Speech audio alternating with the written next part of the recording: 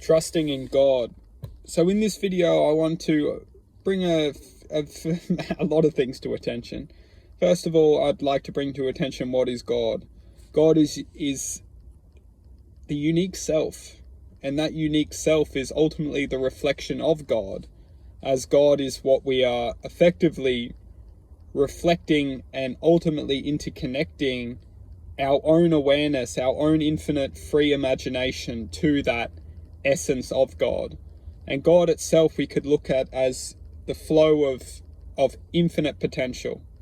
And we are effectively witnessing and the awareness of that infinite potential, and ultimately becoming conscious of that infinite potential, that infinite awareness, which ultimately brings that unique expression of existence into play, which we can then connect with as soul.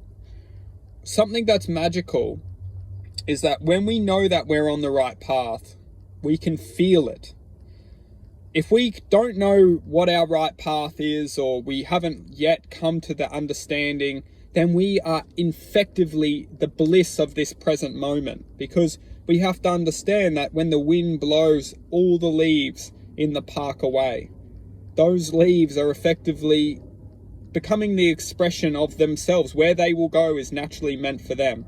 If we have not found the right path, we need to be very wary of our minds, because our minds are here to manipulate our perception to try and gain this, I know that this is, see, what we need to realize, it's not about what we know, it's what we feel. And when we can feel something greater within ourselves, if we can feel that we can connect to something, and that connection can bring a sense of determination, a sense of focus, a sense of willingness, and that willingness, that determination, that focus brings a sense of inner awareness that connects us to a sense of purpose, that's when we know that we're on the right path, because we can feel like we're gaining something within the internal awareness of our true potential. And our true potential resembles the essence of God. It resembles infinity. It resembles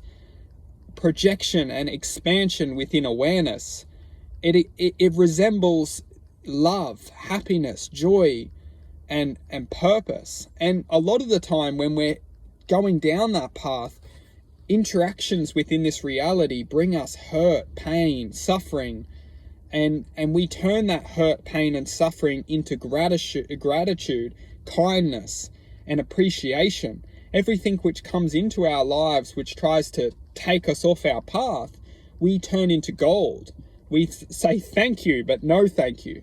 We say, okay, I accept you, I appreciate you, but I'm going to continue on. I'm going to continue my purpose. I appreciate your opinion, but I know what I can feel what I'm doing is right. And that's when we know we're truly on the right path. And the reality which we're living in is ultimately pulled over where our awareness is pulled into our minds to take us away from that true path that we have the ability to walk and manifest and become. And we're ultimately drawn into our minds through perception, just as if we're living from our hearts, we're feeling and living through our hearts and manifesting our lives from our hearts when we're walking on, you could say, the true path, or a path which has meaning. The same thing is when we're manifesting a life from our minds. If we're pulled in through our minds and ultimately acting within thoughts from our minds, we'll broadcast an image of realization. We will interpret our lives from our minds. And a lot of the time, this is where we just need to understand that our minds can't think, can't feel purpose. Our hearts need to feel purpose. We need to bring our awareness back to our hearts and then feel purpose from our hearts and manifest from our hearts, because our minds can think, our minds can perceive information, what might be good for us. However, when we're only thinking from our minds, and when we're only creating a realization of life from our minds, It doesn't have the power. It has the power to bring us experiences which can bring us pleasures. However, our minds don't have the power to bring us contentment. It's not what the mind was designed to do. The mind was designed to distract our contentment, our true contentment, away from us from achieving. When we're only living a life within our mind's paradigm, we need to consistently give us new things to keep us occupied, new challenges, new things that we need to do, new realizations we need to, make happen. Our minds are a never-ending cycle of thought which is designed to keep us living and projecting our lives from our minds. And this is incredibly dangerous because our minds are never designed to bring us true contentment. Our minds are never designed to give us true peace.